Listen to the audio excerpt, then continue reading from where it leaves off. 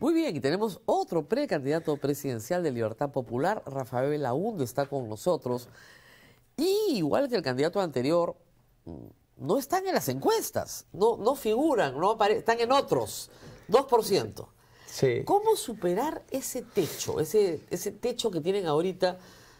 Le diré una cosa, la gran mayoría de los candidatos, de los 36 más 3 alianzas, salvo 3, nadie pasa el 5%, que tampoco es para alegrarse, ¿no? Pues, en las mediciones primero, gracias Rosa María por la invitación. En las mediciones sistemáticamente sí ha aparecido, en esta última por algún motivo. Bueno, el margen de error pues también influye, habrá que ver, ¿no? Es tan poquito que bueno.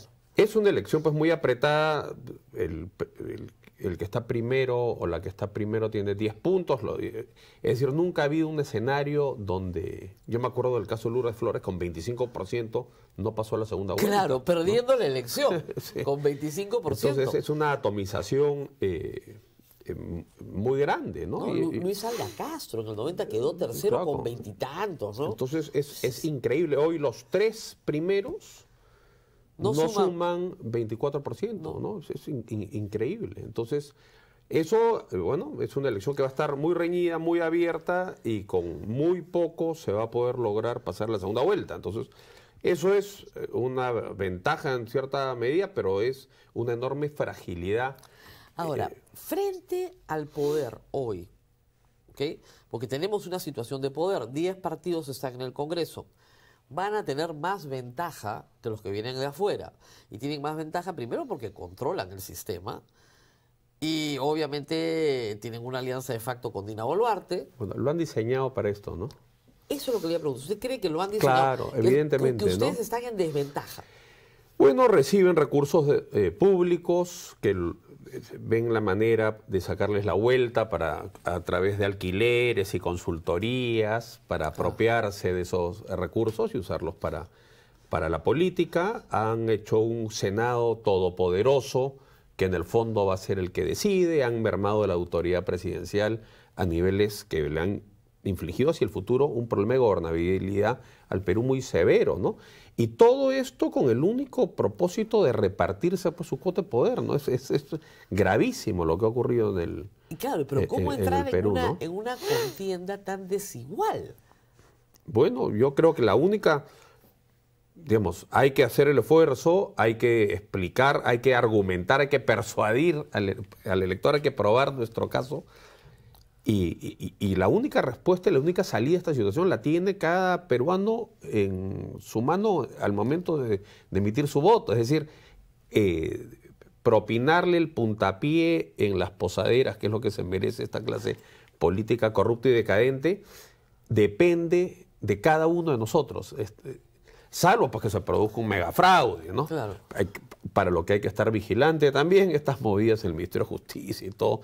Yo creo que no se pueden... El Jurado Nacional de Elecciones va a ir al TC con una contienda de competencia Sí. para no obedecer una resolución Exacto, judicial sí. en el caso de Duberly Rodríguez. Es bien serio el precedente. Pero, digamos, hay que movilizar a las personas, a los individuos. La solución, la salida depende de nosotros, está Pero en nuestra mano. no hay movilización popular. Usted está viajando por todo el Perú.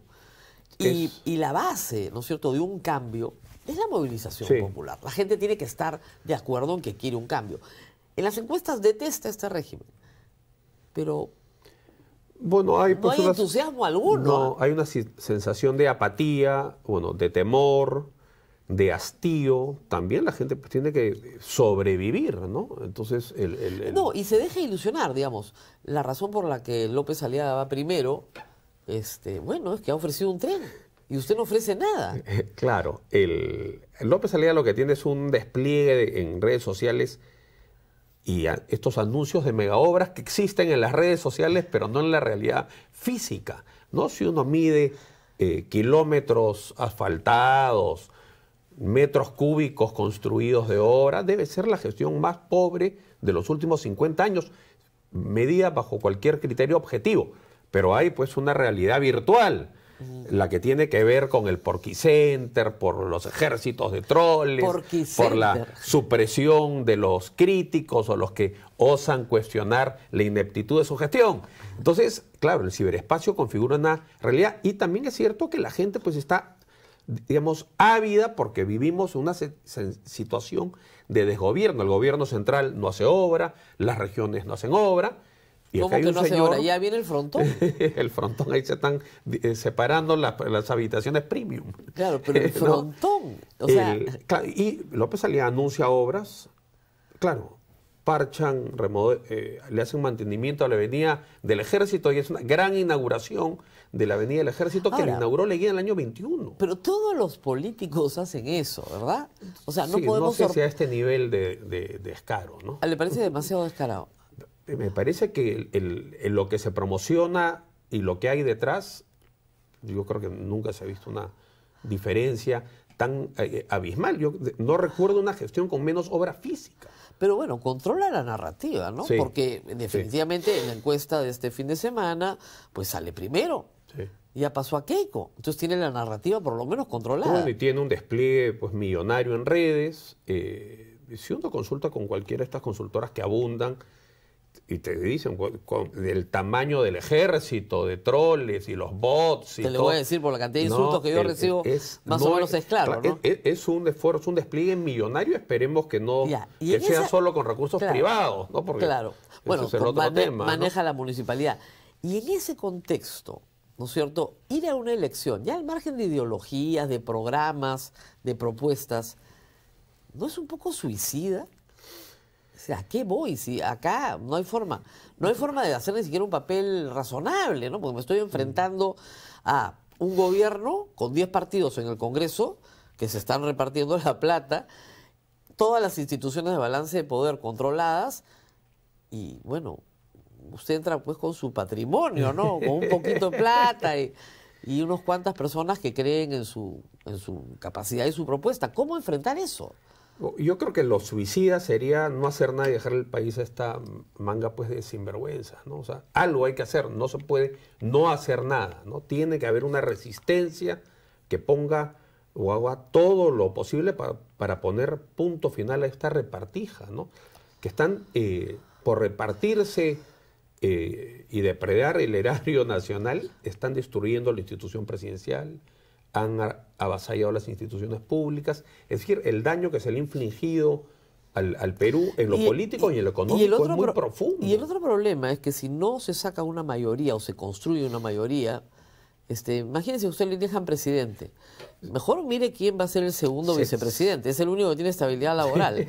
El resto se los vuela. Al único que no quieren vacar para no perder la mamadera. Claro, Dina cumple 1000 días, es la presidenta más longeva. Desde Humala, ¿no? Desde Humala. Sí. La que más ha durado desde Humala. Bueno, y eso explica, pues, por qué el Perú, con estos precios en los metales y términos de intercambio, no crece al 9 o 10%, sino al 2 o 2 puntos y poco. ¿Podríamos crecer al 9%? Yo creo que el Perú podría crecer al 9% porque el Perú tiene no solamente la ventaja de los precios de los metales, el cobre, por ejemplo, ya es un cambio de paradigma. El cobre va a estar alto décadas. El oro está muy alto, cosa insospechada, porque por lo general es el cobre arriba, el oro abajo. O al revés. O al revés, pero hoy están las dos arriba. Está la agroexportación, la agroindustria, y está el enorme déficit de infraestructura que es, a su vez, un enorme potencial para captar inversión. Pero si tenemos un entorno político donde no se respetan los contratos, donde la justicia no es predecible, donde el Congreso cambia las reglas de juego o beneficia arbitrariamente a ciertos grupos con exoneraciones tributarias, bueno, no va a venir la inversión. Pero si tuviésemos un gobierno, ni siquiera el discurso es de derecha o de izquierda, un gobierno serio, honesto, que respete un marco legal, el Perú podría recibir enormes niveles de inversión y recuperar tasas de crecimiento asiáticas. 6-7%, que son las que hacen que el modelo sea viable. Porque cuando se crece muy poco, no hay movilidad social. Y eso hace que la gente que está más abajo sienta que en la vida no tiene una proyección. Y por eso la gente se va del Perú. La única manera que el modelo sea viable es si es que existe inclusión y movilidad social. Es decir, que no importa en qué zona geográfica o en qué estrato económico he nacido, tengo la posibilidad de progresar en la vida. Ese es un discurso que podría ser muy liberal, se llama Libertad Popular el partido, pero lo que me ha llamado la atención en los últimos días es que usted ha dicho que salirnos de la Corte Interamericana de Derechos Humanos es un disparate, Sí. lo cual yo comparto, pero esta apuesta por la defensa de los derechos fundamentales, de los derechos humanos, es una apuesta que los, indispone con ciertos sectores de la sociedad. Yo creo que cuando el Perú ha estado peor es cuando ha roto con la comunidad internacional. Y el Perú cuando ha estado mejor es cuando se ha integrado a la comunidad política, legal, económicamente. La integración del Perú a la globalización ha sido un gran negocio para el Perú. El Perú es un país que tiene que dar todas las garantías de ser un país serio y sólido. El Perú, por otra parte, es lamentable decirlo, pero hay abundantes antecedentes donde el Estado atropella las libertades pues, individuales. Entonces, ser parte de la comunidad internacional es algo muy ventajoso para el Perú.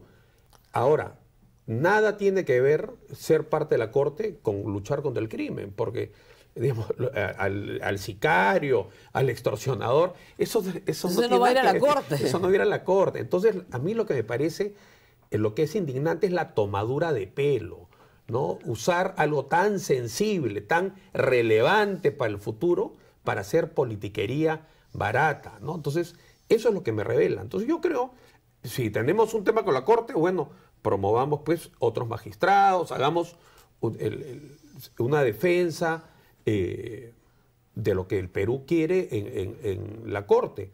Pero ser parte del sistema internacional es una garantía, es una demostración que somos un país más o menos serio, ¿no? Evidentemente no el alcalde, No. que no respeta los contratos y se pelea con todo el mundo, y bueno, eso va a tener un costo enorme en la inversión, pero un gobierno que quiere ser serio, que quiere atraer inversión para crecer, tiene que ser un país pues, que dé garantías, que es un país predecible, respetuoso de los tratados. Es una cosa elemental, ¿no? Es una cosa ni siquiera que tiene que ver con ideología, ¿no? ¿Qué hacer con la minería ilegal? Usted viene del sector minero, Sí. digamos, del sector servicios en el sector minería. No es minero propiamente, sino que da servicios a la minería. Y ha viajado por todo el Perú y ha visto el problema. Y parece ser un problema que no tiene solución. Yo creo que hay dos temas, ¿no? Es un hecho que la normativa hace muy difícil que un minero artesanal o un pequeño minero se puedan formalizar porque es una ruta pues, muy compleja, requisitos que están pensados para la mediana y gran minería. Entonces tiene que haber una adecuación, eso no cabe ninguna duda. Pero yo creo que el desafío es terminar con la criminalidad asociada a la minería ilegal. Y eso es sacar a las mafias del negocio minero. Y las mafias en el negocio minero están metidas en el procesamiento y en la comercialización. Entonces yo lo que creo es que para la minería artesanal y pequeña minería el Estado tiene que tener plantas certificadas donde solamente se pueda procesar ahí, tener más, porque ya teniendo control en el procesamiento tú puedes tener control en el comercio, ¿no? Eso va a generar varias cosas. Primero, si tú tuvieses una planta en La Pampa, por ejemplo, Claro. puedes terminar con el uso indiscriminado del mercurio. Puedes pagarle mucho más a los mineros, porque los mineros artesanales informales les pagan la mitad, la tercera parte del precio del oro. O sea, es más o menos la lógica de la hoja de coca. Es decir, no persigo al agricultor campesino pobre, pero sí persigo al comercializador. Claro, porque todo ese oro al final, el daño ambiental y la criminalidad se queda en el Perú y el oro sale como oro formal de Bolivia. Y sale por el Perú también. ¿No? Entonces es una Porque locura. el Reinfo lo santifica. El Reinfo ha sido pues fatal, ¿no? Ahora, con el dólar a $3.500 la onza, ningún poblador de Madre de Dios va a preferir la pobreza extrema a ir a lavar oro. Entonces, obviamente. El sistema tiene que ser lo suficiente. Digamos, la interdicción, ir y dinamitar, no resuelve nada porque la semana está todo por repuesto. Sí. Porque el poder es como la fiebre del oro en California. Claro, no se puede. Entonces, lo que hay que hacer es una legislación que ponga esta actividad económica sobre la mesa y saque a las organizaciones criminales. Y yo creo que ahí lo central es tomar control del procesamiento para poder pagarle más al minero, poder retener un arancel para remediar el pasivo ambiental y sacar a los delincuentes del circuito económico, ¿no? No es tan fácil, se dice fácil, pero no es tan No, fácil. claro, pero hay que ver las cuadrículas. Por ejemplo, la cuadrícula mínima es 100 hectáreas. Claro. En la Amazonía eso no tiene ningún sentido. Pues. Entonces hay que ver temas de catastro, temas de procesamiento, temas de comercialización, el uso de explosivos. Yo estuve hace poco en Trujillo, donde hubo el atentado en la Claro. Avenida Perú, dinamitaron una casa, al final le afectaron un montón. Esos explosivos han venido de patas. Es decir, la minería ilegal terminas también siendo un proveedor Claro, pero de armas y explosivos para la criminalidad. Claro, pero ¿no? cuando el Ejecutivo sacó una norma para control de explosivos, el Bueno, Congreso la se derogó. opuso. Claro, porque la minería, yo no diría que ilegal, porque basta que uno esté en una concesión de un tercero que nunca recibió nada y Así es es. ilegal. Hay una minería criminal, ¿no? Criminal que opera violentamente, usa... Y el otro gran tema, y eso es lo que hay que el ver. otro gran tema, y con las cifras que tenemos hoy, es el del delito, ¿no? Asesinatos en el Perú que se han elevado de 2 por día, cuando entró Pedro Castillo, a 6 por día. Sí. Nosotros en la República los listamos todos los días. Hay días espantosos de 12 asesinados, 15 asesinados. ¿Qué hacer con eso? Porque construir el frontón, nos podemos reír mucho, pero no va a solucionar el problema, ¿no? Bueno, yo creo que el tema de la extorsión y el sicariato asociado a eso, yo creo que tiene que ser la gran batalla. Yo creo que eso, como en la época del terrorismo, el presidente tiene que liderar directamente la lucha contra la extorsión y el sicariato. Y ahí tiene que haber un equipo pues compacto, multidisciplinario, muy bien encapsulado, donde tiene que estar un juez ad hoc, un fiscal ad hoc, tiene que estar la policía. Hay que pues comprar las licencias de constelación, de pisco, de los sistemas de interceptación. Están todas vencidas. Ya. No son incapaces de actualizar el software, ¿no? Tiene que estar la gente de las compañías de comunicaciones porque no se pueden demorar pues 3 meses en pinchar una línea. Los bancos, porque ahora te extorsionan por Yape. Claro. Entonces hay que correlacionar el número de Yape con la cuenta. Entonces, nada de eso va a ser posible si es que el presidente no lo lidera, porque requiere sentar en la misma mesa A mucha gente. Y si por otro lado el presidente tiene rabo de paja y también... Esto tiene que encabezarlo el presidente, tiene que ser un equipo encapsulado, y hay encapsulado y dotado, como te digo, Con tecnología. con la tecnología. Bueno, ayer que el Ministerio existe, Público ¿no? ha tenido una conferencia de prensa con todos los fiscales supremos, han sacado un comunicado diciendo que para este año ya les deben 80 millones de déficit, pero para el próximo crece. Y lo increíble Y todo es peritajes, ¿ah? En el Perú ya hay oficiales que han tenido, por ejemplo, mucho éxito en la pacificación del Valle del Frente del Guayá, que Claro, era muy violento. muy violento. Y eso se pacificó con inteligencia, uso de informantes, Cambio de infiltrados, cultivos, cambio de cultivos. ¿no? Tecnología. Uno de los oficiales que tuvo mucho éxito ahí y que después ha tenido mucho éxito en la lucha contra la corrupción es el coronel Harvey Colchado, por ejemplo, claro. ¿no? Y otros oficiales. Pero este gobierno, ¿qué hace? Que sanciona. Quien tiene éxito en la lucha contra el crimen en el Perú es el camino Claro, el más problema, rápido para terminar tu carrera el problema policial. es que, claro, ¿no? el crimen también está en la política. Ese es el problema. Y cuando está en la política, los políticos han transformado la persecución del crimen para beneficiar sus Bueno, propios si la intereses. extorsión está en el Congreso, mochándole el suelo a los trabajadores, es muy difícil que el Congreso legisle contra la extorsión. Bueno, eliminaron el tipo penal criminalidad organizada. Increíble, contra extorsión. Y después la tuvieron que añadir para extorsión, pero no para minería ilegal. Entonces, el tipo penal criminalidad organizada en minería ilegal no existe. Por lo tanto, lo único que tienes es un delito ambiental, que tiene menos de 4 años de pena. Y, digamos, el peligro que Trujillo y otras zonas del Perú se conviertan en una Sinaloa peruana es absolutamente factible, posible. Estamos yendo hacia eso, ¿no? Entonces, esto se tiene que tomar con la seriedad de lo que fue las épocas más duras de la lucha antiterrorista, ¿no? Muy bien, muchísimas gracias por haber Gracias, estado con nosotros. Ya Rosa María. veo que me dicen que nos tenemos que ir Te y yo he estado agradezco. muy entretenida porque hemos tenido dos invitados y he revuelto a las conversaciones. ¿Cuándo arranca para ustedes la campaña? Ya arrancó, usted está viajando por todo el Bueno, Perú. nosotros pues, tenemos que hacernos conocidos. He visto su video, su video.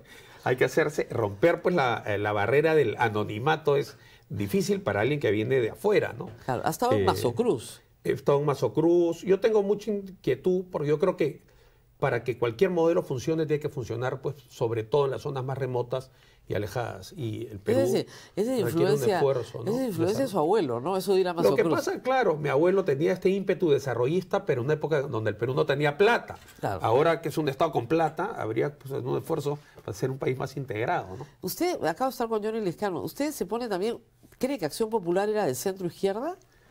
Bueno, Belaún decía ni izquierda ni derecha, adelante. ¿No? Él tenía una visión desarrollista, ¿no? Él Claro. quería construir, se daba cuenta que la infraestructura vial y la Era muy política limitada. habitacional era el ancla para un país cohesionado y esa fue su inquietud. Yo creo que sigue siendo una inquietud y una necesidad plenamente válida hoy, ¿no? Muy bien, muchísimas Muchas gracias por gracias. haber estado con nosotros. Muchas gracias.